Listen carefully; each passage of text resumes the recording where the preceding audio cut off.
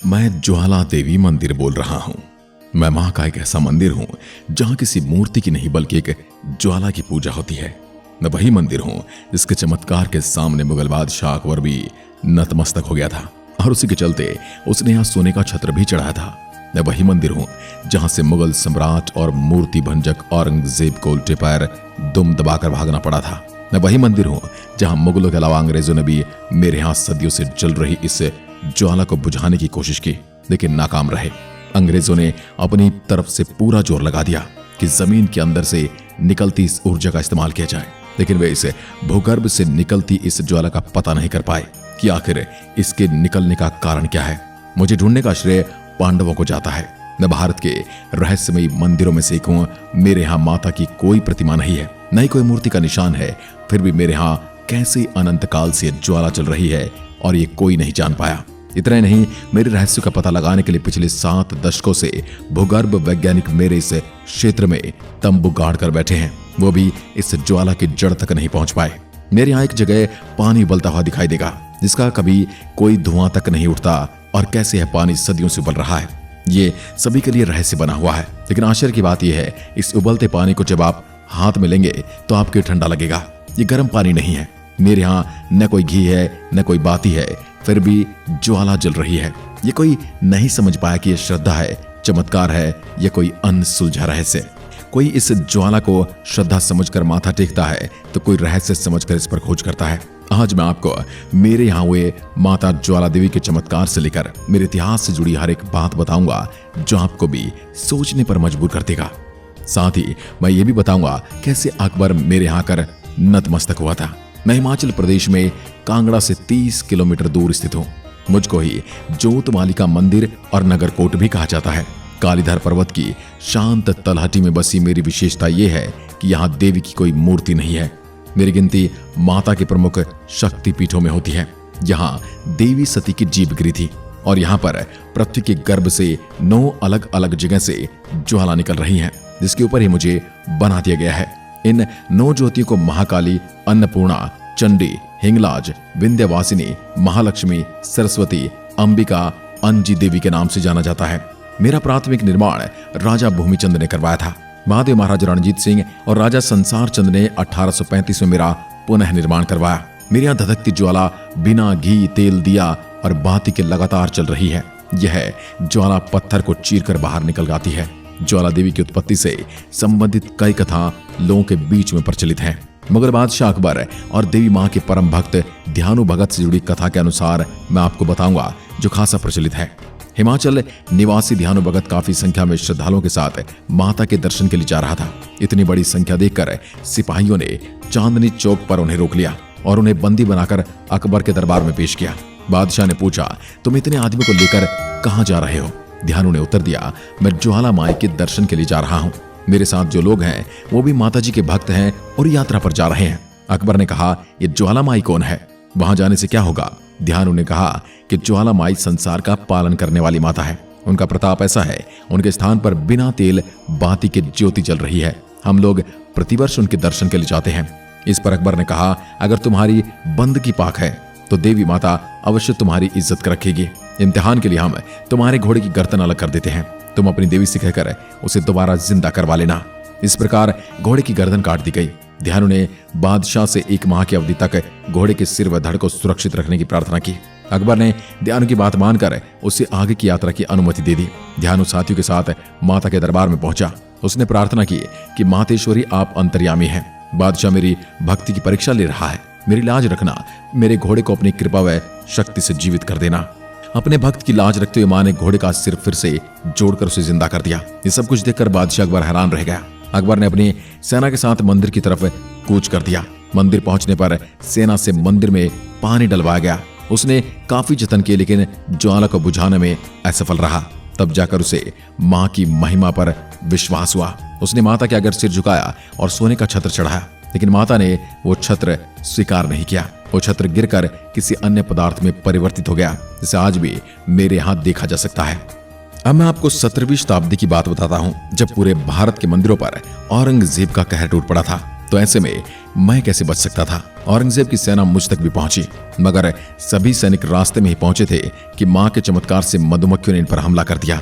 मां के क्रोध के चलते सभी सैनिकों को जान बचाकर वापस भागना पड़ा। जब सैनिकों ने बात औरंगजेब को बताई, जिसके बाद उसने यहां आने की योजना त्याग दी। उसे मां की शक्ति का आभास हो चुका था और वह वापस दिल्ली लौट गया। अब अगर मैं मेरे इतिहास की बात करूं तो मेरा इतिहास पांडव काल से है। मेरे को ढूंढने का श्रेय पांडवों को ही जाता है। कई हजार साल पहले एक चरवाहे ने पाया कि उसकी एक गाय का दूध नहीं बचता था। एक दिन उसने गाय का पीछा किया और वहां एक छोटी सी लड़की को देखा जो गाय का पूरा दूध पी जाती थी। उन्होंने राजा भूमिचंद को इसकी सूचना दी, जिन्होंने अपने सैनिकों को पवित्र स्थान का पता लगाने के लिए जंगल में भेजा जहां मां सती की जीभ गिरी थी, क्योंकि उनका मानना था कि छोटी लड़की किसी तरह देवी का प्रतिनिधित्व करती थी। कुछ वर्षों के बाद पहाड़ में आग की लपटें पाई गई और राजा ने इसके चारों ओर एक मंदिर बनाया। यह भी कल्पित है कि पांडवों ने इस मंदिर का दौरा किया और मेरा जीर्णोद्धार किया। लोकगीत पंजन पंजवन पंडवन 13 भवन बनाया इस विश्वास की गवाही देता है। अगर मेरे वास्तुकला की ओर नजर डालें तो वास्तुकला इंडो सिख शैली में देखने को मिलती है। मैं एक लकड़ी के चबूतरे पर बनाया गया मंदिर हूं और शीर्ष पर एक छोटे से गुंबद के साथ 4 कानों वाला दिखाई देता हूं।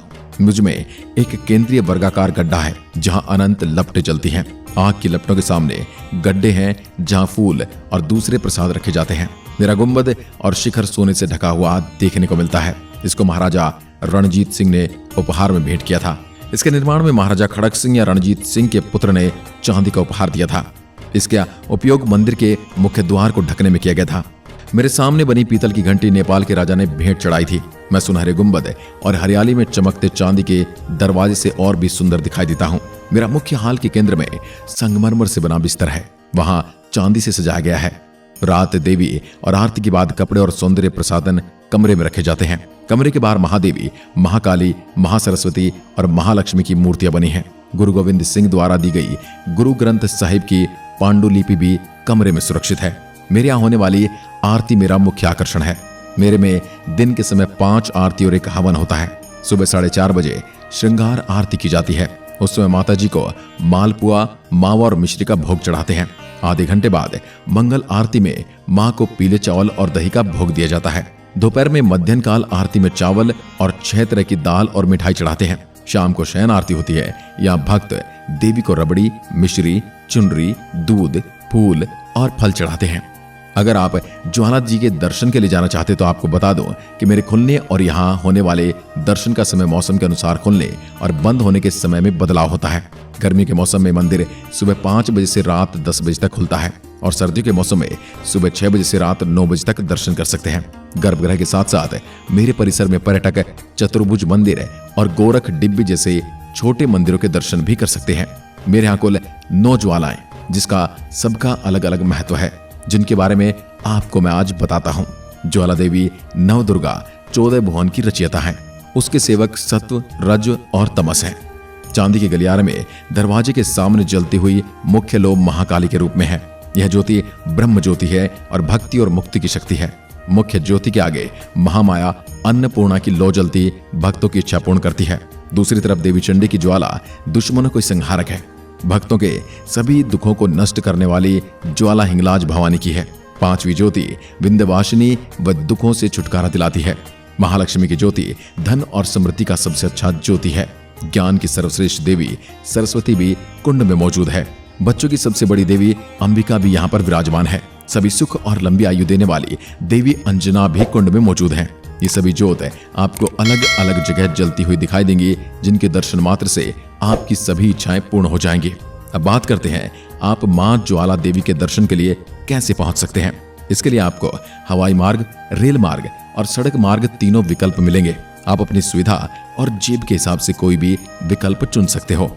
इसके लिए मैं आपको संपूर्ण जानकारी देता हूं।